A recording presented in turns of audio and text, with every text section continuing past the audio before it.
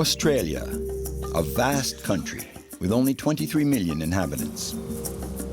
Richard is going to be our guide as we visit the Buccaneer Islands, a region that is as inaccessible as it is hostile. In this harsh environment, there are men at work gathering pearl oysters.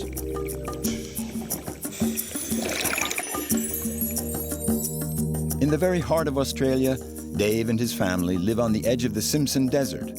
Living conditions may be hard, but Dave has given his children the biggest sandbox in the world.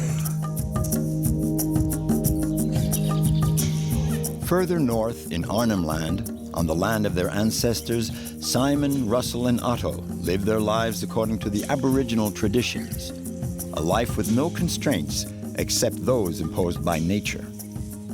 Respect the land, you'll survive, you'll come back safely.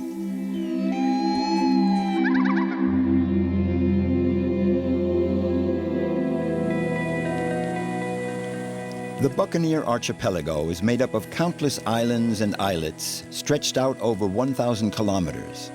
They are practically uninhabited. There are the rare navigators that pass through, but apart from them, the only other people that venture into this liquid labyrinth are the pearl farmers.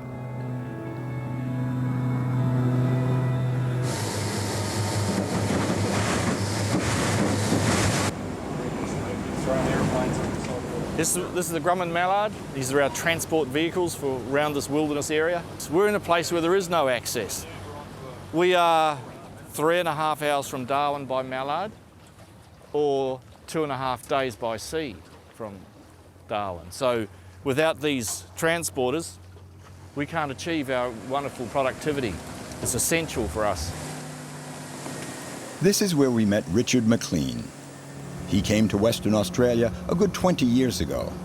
He started out as a diver on a pearling lugger, a physically demanding job that he did for more than 10 years.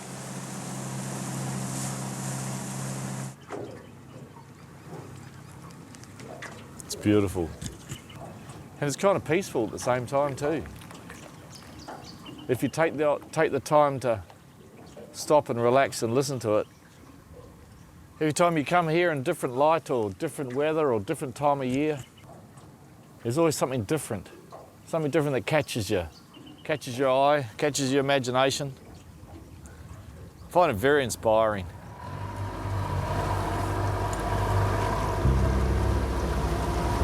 Probably not many other places in the world are so uninhabited and untouched. We're very lucky. Make it back for breakfast. Richard could never bring himself to leave this region. Now he manages all the pearl farms for Paspali, one of the world's leading pearl companies. The story of these pearl oysters begins off the coast 300 kilometers south of the Buccaneer Islands. The divers first have to gather the wild oysters that will allow them to cultivate pearls. Tony Cook is getting ready for another dive.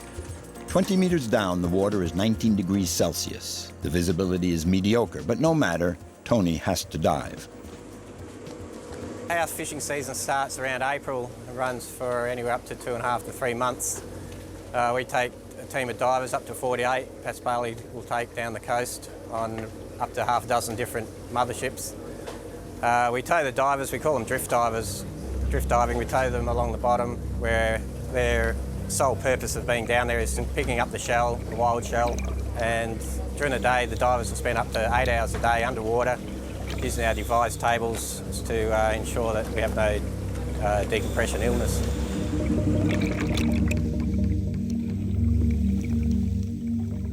Not only do the divers have to find the oysters, but they also have to keep a sharp eye out for the many dangers.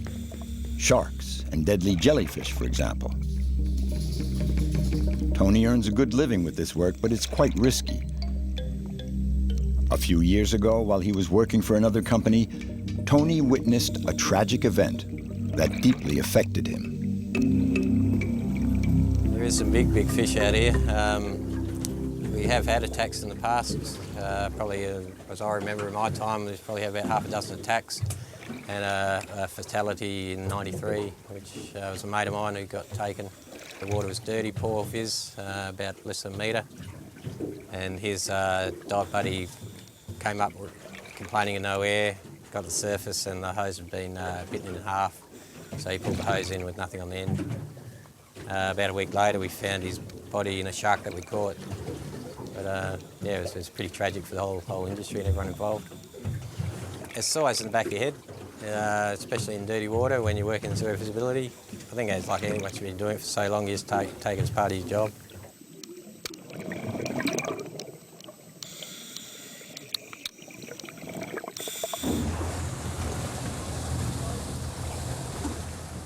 Once the wild oysters have been gathered, they're brought on board the impressive boat lab, equipped with a sort of operating room. About 50 people live and work on board, 25 of them highly trained surgical technicians. This is a gold-lipped Pinctada maxima, more commonly known as the South Sea pearl oyster. As oysters go, it's huge and produces a brilliant nacre with a satin sheen. To produce pearls, they first have to gather wild oysters, then seed them in a top-secret operation that takes place behind this partition.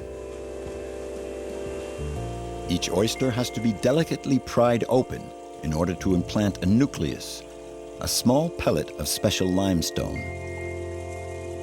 The foreign body will remain inside for 2 years while the oyster coats it with nacre. Once the seeding is done, the whole crew is mobilized to put the oysters back into their natural habitat. Only now they're held in baskets so they don't drift off the current.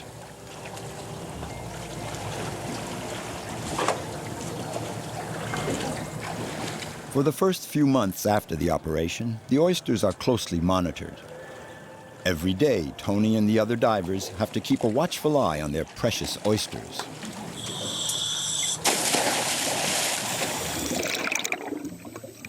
We describe it as being an underwater labourer.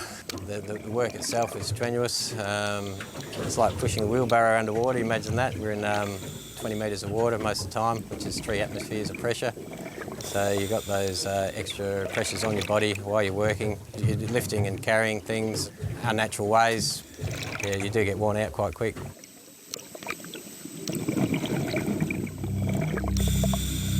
Like a nurse at a patient's bedside, Tony has to make sure that the gold-lipped Pinctada maxima are recovering from their operation.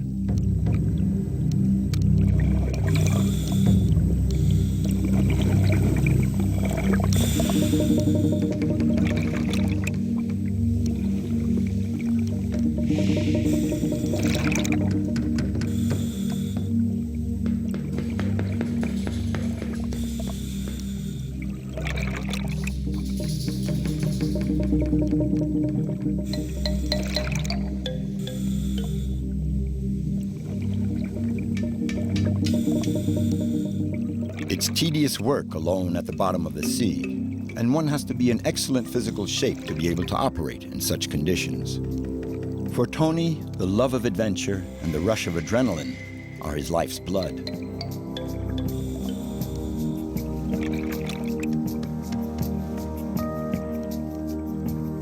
No, you're not seeing things. Tony is really toying with a sea snake.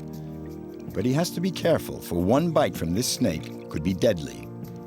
Luckily, Tony's wetsuit is thick enough to protect him from the lethal fangs. It's just a passion for diving and being on the ocean. Yeah, came up this way surfing and fishing, and ended up jumping on one of the pearl boats to start with when I was a young fellow and just pursued it. Been with it for nearly 20 years, so yeah, I've never had a bad day. We're about to leave the operations grounds that we're at Sandy Point, and then head up into the Buccaneer Archipelago into Talbot Bay. It's going to be about a 16-hour run for us. We should be there probably tomorrow afternoon.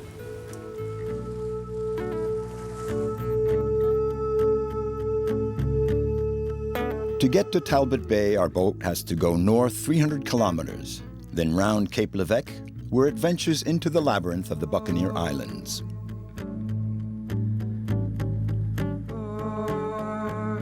This Thousands of islands, inlets, channels, great tides.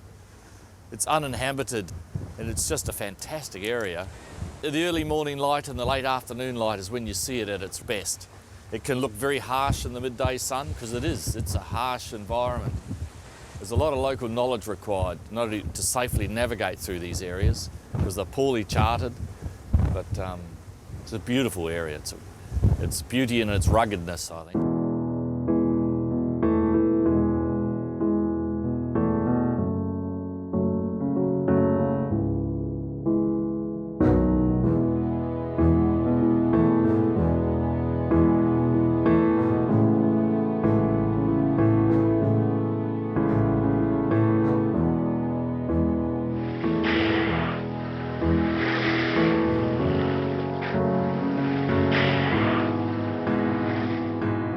In this maze of land and sea, we see a few scattered installations.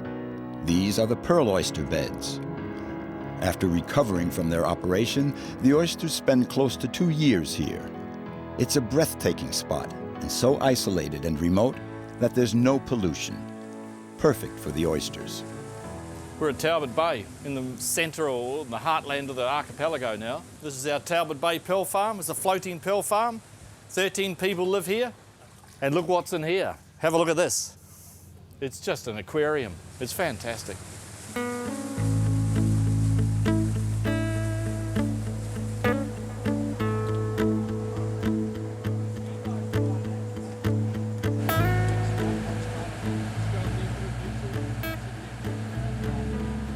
Bit of fishing to top the day off. Let's see how lucky we can be today.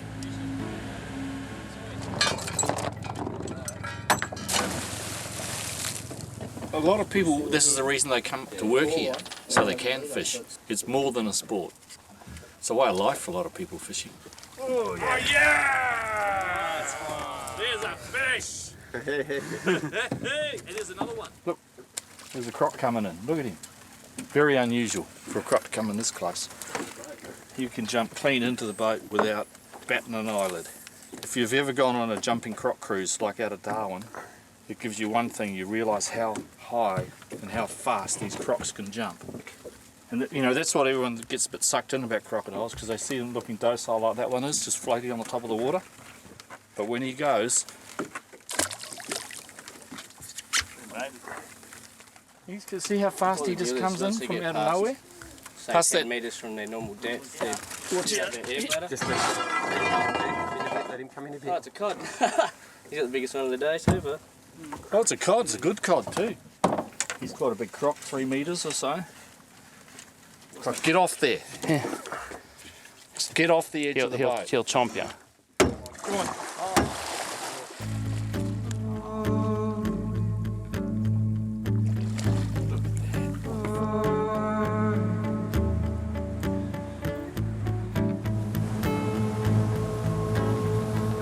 There's a particular curiosity in this maze of channels that Richard wants to show us. The Australians call this phenomenon horizontal waterfalls.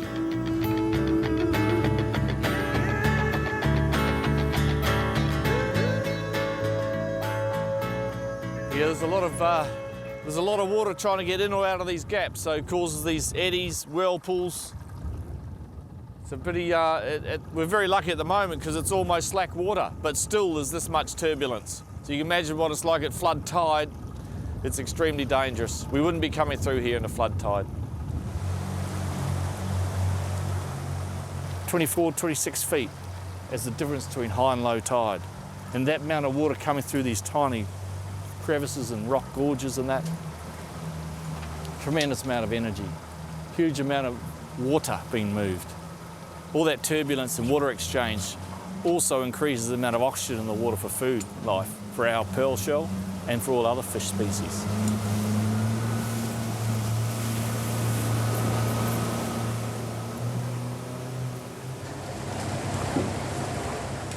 In Vansittart Bay, a little further north, the pearl harvest has just gotten underway. For Richard and all his co-workers, this is a period of feverish activity. And now we'll finally get to see the fruit of all this effort. And they say it's never the same thing twice. This shell now is probably 7 years old. It was 3 to 5 when it was fished on the Arnhem Land beach. It's had another 2 years grow out. And it's been cleaned more than 50 times in that 2-year period, carefully by our farm workers. And it was delivered to the ship last night, opened this morning, and there we have, beautiful pearl. Let's go upstairs and see what's come out of the harvest today. To produce these little shimmering pearls, a whole battery of techniques and equipment has been mobilized. But without the natural nursery of the Buccaneer Islands, would these little gems attain this superb quality? That's a beautiful pearl. You can hardly see the shoulders of this pearl. You look through them. We're very, very pleased. This is going to be a good harvest. To see such promise, such nice colour, nice clean pearls, nice shapes, this is exciting.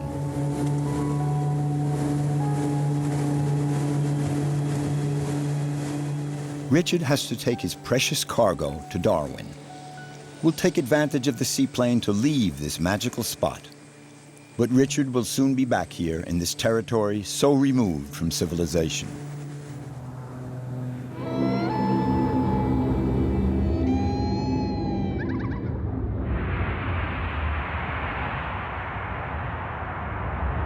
Could be easy to get away, could be easy to forget you. It could be so hard today. How many times did I fight? How many times did I cry? Andy, you on channel? Yeah, receiving, Dave.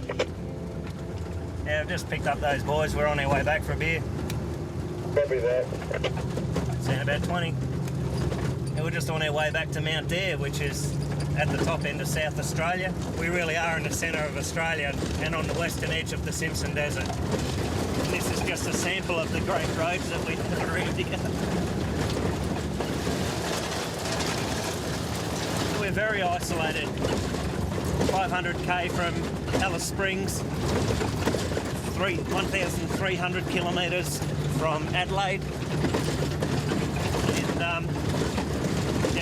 And Rock is a day's drive away, so we're sort of a long way from everywhere. We just get used to hundreds of kilometres when you drive. Mount Dare Station, an unlikely settlement plopped down right on the edge of the Simpson Desert. It's one of those places where life makes a dogged stand. All around for 500 kilometers in any direction, there's nothing but sand and rocks. It looks like a scene out of Mad Max, but a lot less violent and a lot more laid back. Here in the middle of nowhere, but in the dead center of Australia, is where Dave has chosen to make his home along with his wife and children. He came here 7 years ago and took over a half-abandoned service station. Mount Dare Station is the only post for the brave souls venturing into the vast uninhabited and uninhabitable desert, where the temperature often gets up to 50 degrees Celsius. People never stay here long. They're just passing through. Cooking breakfast 1 minute and then you're out fixing cars the next. Just then getting ready with the post, and some days can be flat out in here.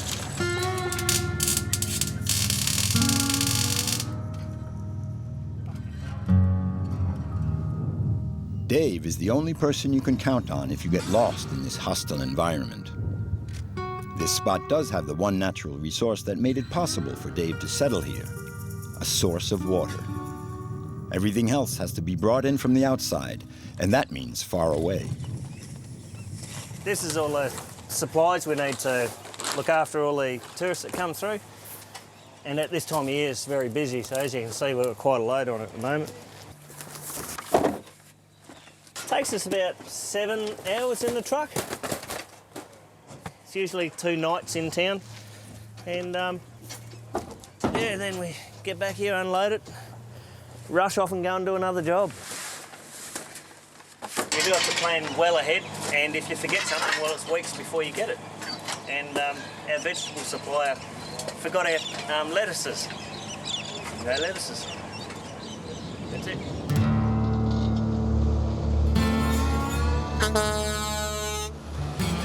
A round trip to the nearest store is a 1,000-kilometer expedition, half of it on god-awful tracks. We don't really have a local trade. There are some cattle properties not too far away from here, but they're 70 kilometres nonetheless.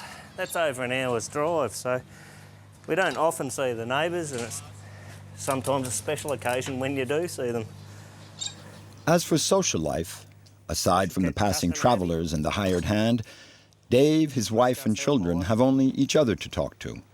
And the kids can hardly invite friends over for their birthday parties. But the family has found a way of life that suits them just fine. Here we got my wife Melissa and my two little angels. We've got the eldest one Charlotte and the little girl Crystal Ann. They love it.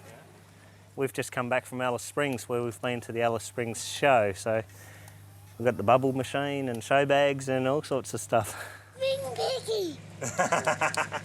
Just enrolled Charlotte. She's 3.5 for next year. She does kindergarten. It'll be correspondence through Alice Springs, and the year after that, then it'll be over the internet, School of the Year.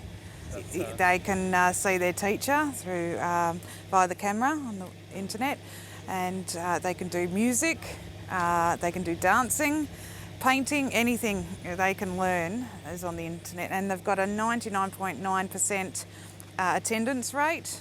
So, and it's the biggest classroom in Australia. Just closing your eyes. It is throughout Outback Queensland, Northern Territory, South Australia, Western Australia. So it is just huge. Charlotte's class, which has about 50 pupils, is the biggest in the world. It extends over a territory almost the size of a continent.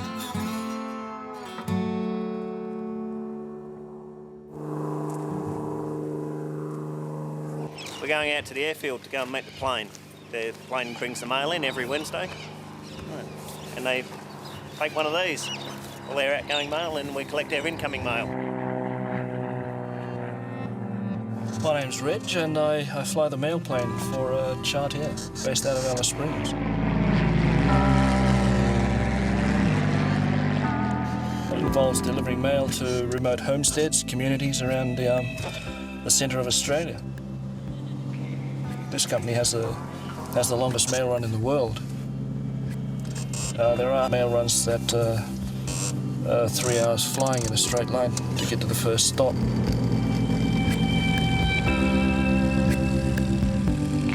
Morning. Good.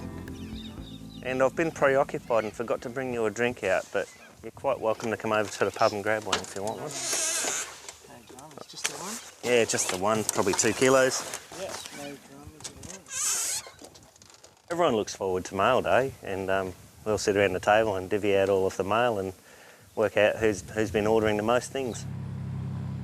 We have probably 9 mail runs on our books that go as far as West Australia, South Australia, and into northern Queensland. And it can take you all day, a good 8.5, 9 hours of flying to complete a mail run. And that's a pretty big day. These postmen of the desert are the spiritual heirs of the early pioneering pilots. In spite of the long hours, the solitude, and the difficult conditions, they still nourish the dreams of many an Australian youth.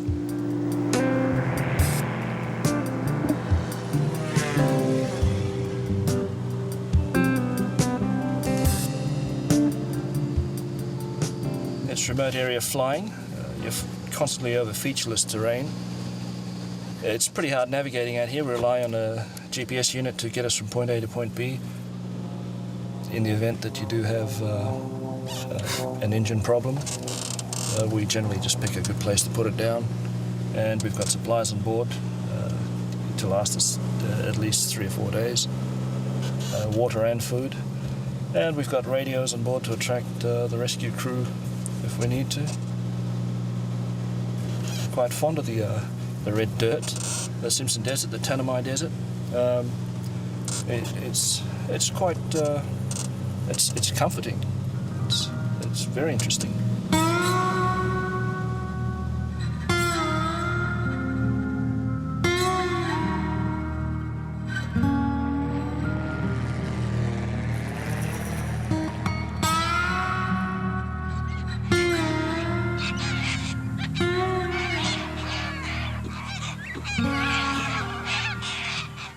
Oh, we've got to put the big wheels on, mate. We've got to go out in the desert for a couple of days, so I'm going to slot these on.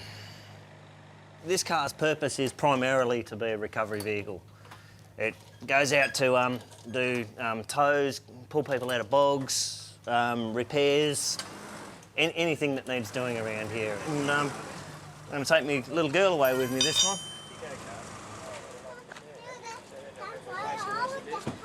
Yeah, you going to stay in the swag? Yes. All right. See ya. See you in a few days. Bye.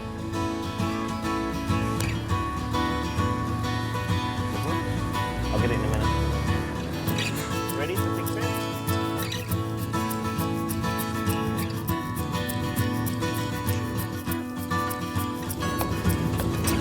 The kids really enjoy growing up out here. I just think it's a great environment for them. Charlotte really loves it. She loves camping. Really loves camping, sleeping in the swag and stuff, looking out at the stars through the open swag. Loves it.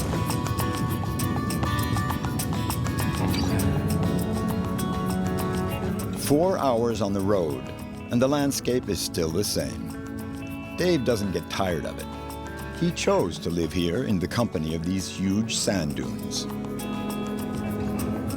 Just being able to live and work in country like this is just special. You know, you don't want to be battling your way through traffic. I'd rather battle my way through sand dunes, you know. Yeah, we're going to camp just here, Charlotte. This be a good place for the camping. Yep. And check it. There you go. Get the camping stuff out now? Yeah. Oh. We're at Perny Bore, which is 65 kilometres to the east of Dalhousie Springs. And as the name depicts, Perny Bore, it is a man-made bore that has been turned into a wetland. They were looking for oil and yeah, all that came out of the ground was near boiling water. So they said, don't need this, and off they went, leaving it flowing at, you know, so many thousands of litres a second. You know, it was just amazing, the water that was coming out. It would have filled these swales here before it was capped and restricted in its flow to just keep it to a moderate flow to maintain the wildlife that had become dependent on it.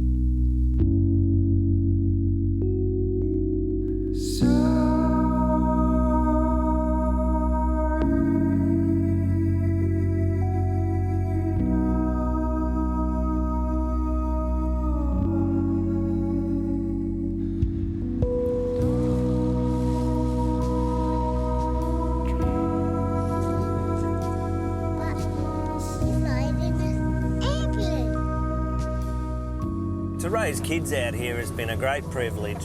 Just this morning, Charlotte gets out of bed and says, come on, Dad, let's go and find some camels.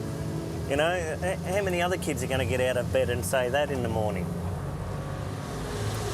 This is Australia's largest sand pit. She plays out here, you know, like any other kid plays in their backyard, but I just think the scenery around here is just a little bit more special than the average backyard.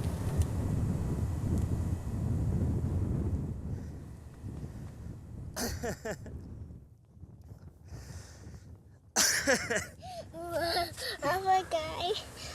My scissors losing, Dad. Kiss.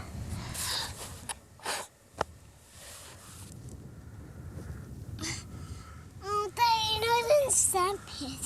Yeah, it's a big sand pit, isn't it?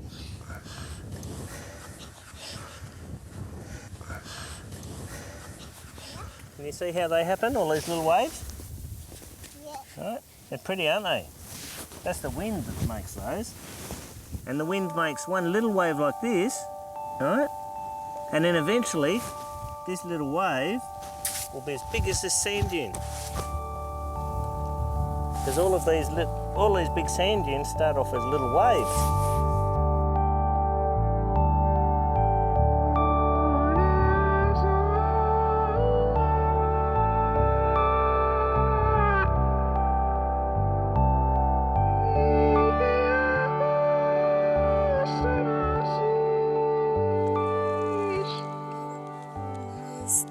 Star's gone. Where's the stars gone? Died in the sky. Oh, okay. And where's the moon? The moon's still over there, is it? What's that? Oh, righto. Inside the circle, a fire. It's really hot. Hey, look, a spider. He's looking for his mum. He can't find her anywhere. Oh, no. I nearly touch him. He might hurt. Spider, just keep going to your mum.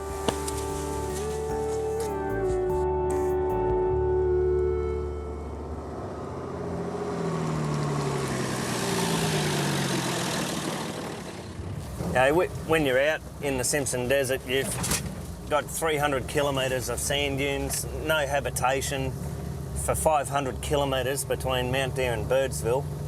And it's the vastness that is out here, it's just undescribable.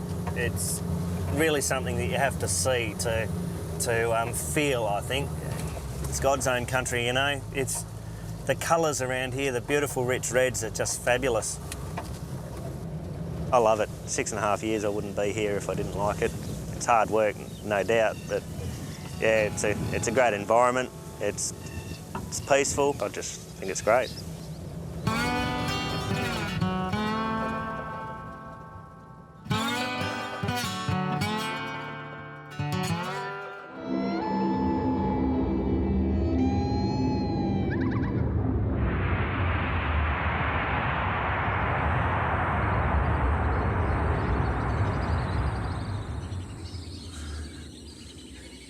Arnhem Land is in the north of Australia.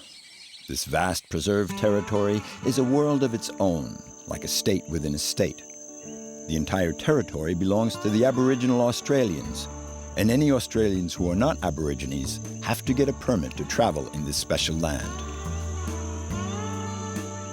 In this breathtaking landscape, humanity's oldest civilization lives in harmony with the environment.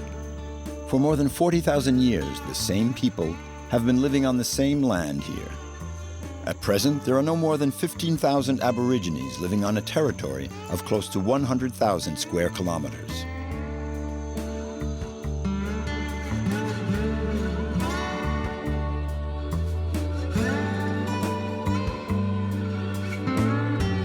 My old people, ancestors, walked this country from thousands of years. And they left an old track here. This is tough country. You have to have a lot of knowledge to survive on this country. My father taught me how to live on country, and he learned from my grandfather. The knowledge has been passed on to this country. In the heart of this peaceful landscape, we meet Otto Bulmania. He's a clan chief. According to tradition, each clan lives on its own territory and moves around according to the seasons. Before, when Otto's father or grandfather would roam with the family, they could easily cover more than 400 kilometers on foot on their clan's territory.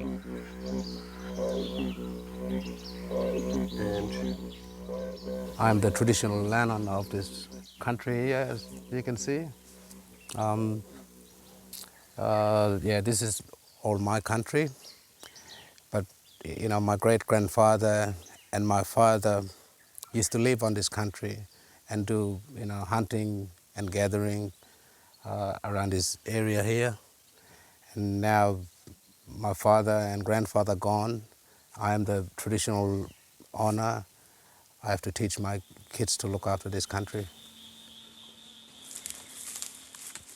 We have like plenty, you know, billabongs, river, we go out and, you know, catch fish, feeding our family. Sometimes we go up on the escarpment here and do like kangaroo fire drive, and we, you know, catch kangaroo, and sometimes we go out and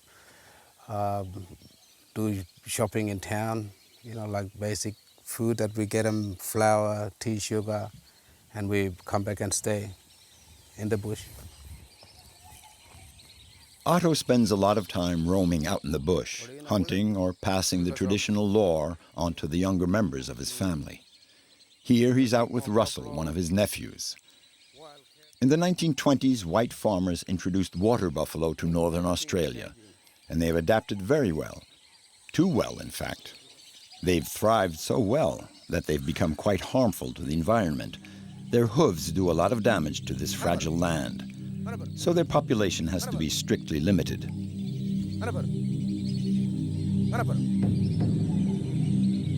Why?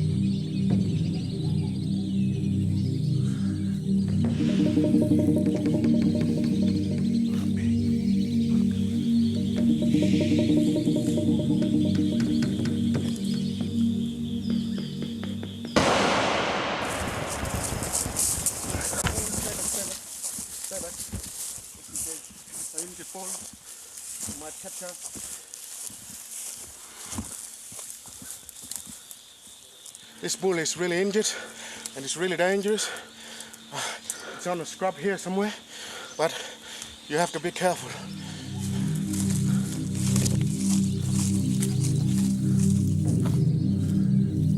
There's no hunting season for the Aborigines. They hunt to live all year round according to their needs.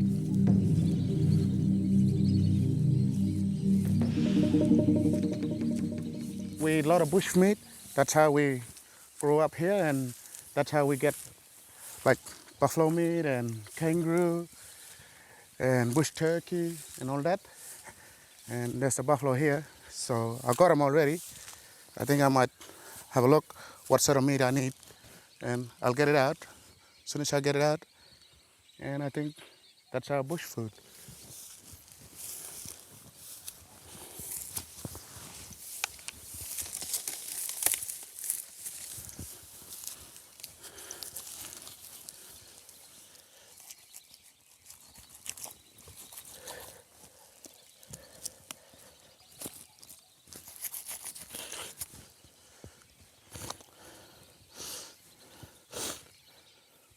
Sometimes we go out to the billabong.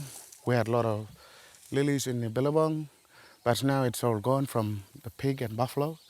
So we have to get rid of them all the time sometimes. Keep the number down and keep them out from the good place. Living off the land also means protecting and taking care of it. It's a family affair, and each member has to do their part. Russel and his little brother Simon have gone out into the bush. They've been camping here for 5 days now. They call this a walkabout, a period of roaming without any specific destination. The land, it'll take my breath away always. When I'm out in bush, it's really strong culture, and the way we sit around the campfire light, and yeah, I like it out here, and it's really beautiful, and the way you can hear the water, and it's really, really quiet, nice and quiet. And from where I'm sitting down here, I go to bed, and if I'm looking at the sky, I can see all them stars, a million stars all over me. It's beautiful.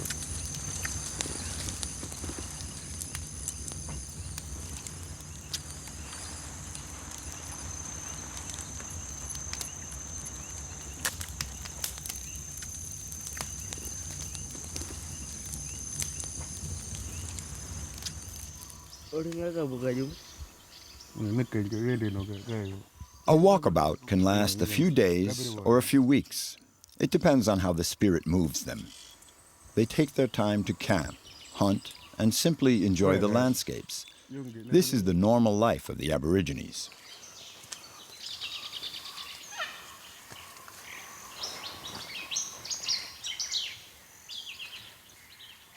You know, watch out for crocodiles in this water, for sharks. Some fish, yabbies, stingray, and lots of sharks in this water.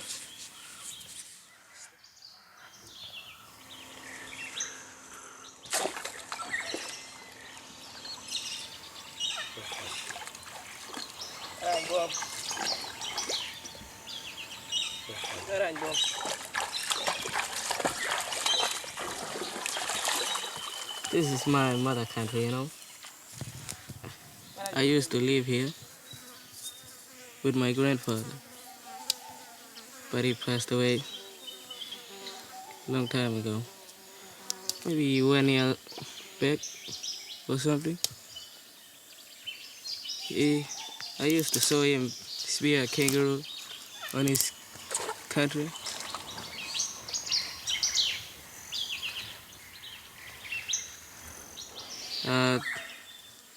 He used to spear a wallaby with little wallaby. He used to bring back that little wallaby to me, and I grow him up. Oh, lots of people don't like that. They don't have the land.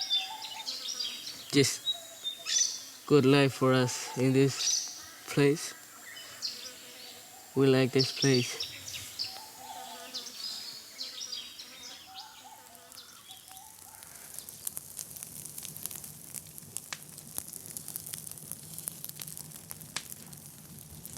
Bushfires raging out of control can be devastating for these parched lands. For ages, the ancestors of Russel and Otto have been using fire to fight fire, to avoid the extreme ravages it can cause.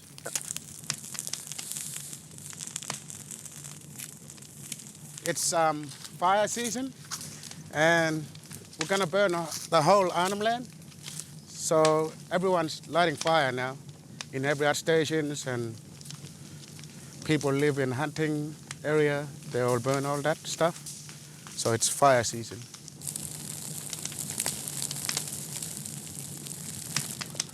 Some area we live for long, 2-3 years, fuel load, we get big problem like big fire, and you can see big black scorch mark right on the top. And for this sort of fire, it's a cool fire.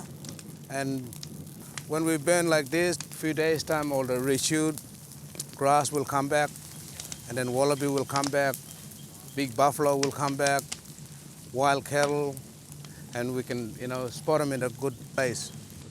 It's very old system, like it's been from the very beginning, since our ancestors' time. They've been, putting the fire so that our ancestors warming themselves and feeding from fire. So it's really important, like fire gives us everything. Russell's family appears out of the smoke. No GPS, no compass. The Aborigines can drive for hours way out in the bush and find exactly what they're looking for. They've dropped in to spend the evening with Russell, which means getting dinner for 10 extra people. But that doesn't seem to worry Russell.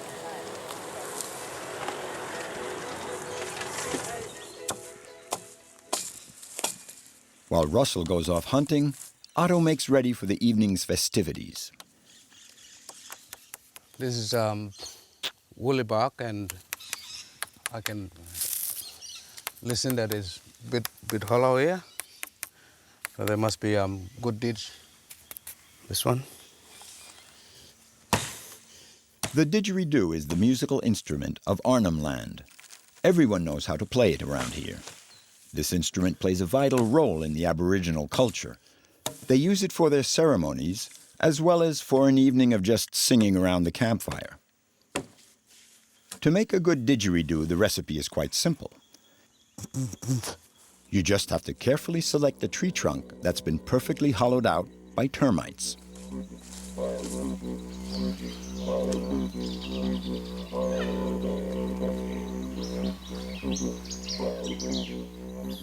And I got a lot of family, just came up for a visit. So I think I need to get a lot of meat a little bit and take it back, and we'll cook them around. And I think we'll sit around the campfire Saturday night out. That's a family night to enjoy eating and have fun and talking each other. And I think we're gonna have a big feed and wash our hands, and I think go to bed.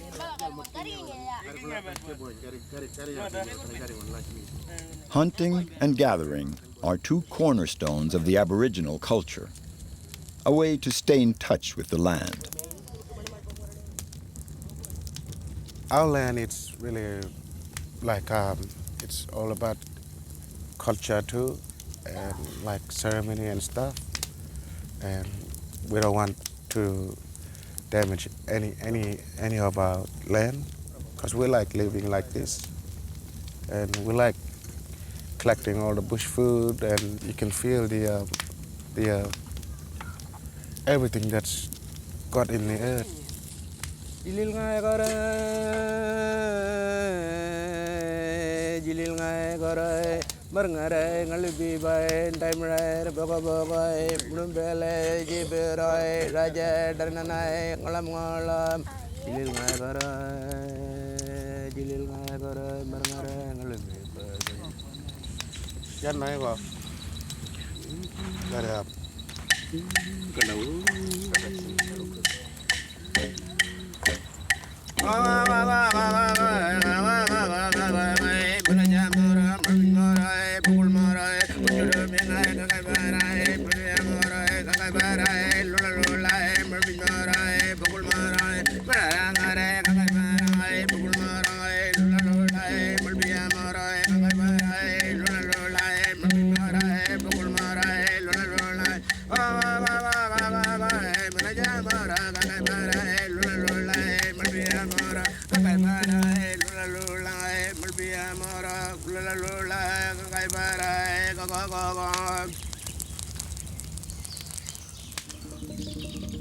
In the Aborigine tradition, these are called song lines, litanies chanted in a language no one can understand, but they are essential. The Aborigines say that it's the language of animals. One song line will describe the course of a river and all the wildlife that lives there. Another will retrace the limits of a specific territory and the animals that inhabit it. Each one of these songs is an element of the Aborigines' history and describes a piece of territory. The songlines are, in fact, the proof of ownership of a family clan, something like an official land deed, and the totality of these songlines form a sort of land registry plan.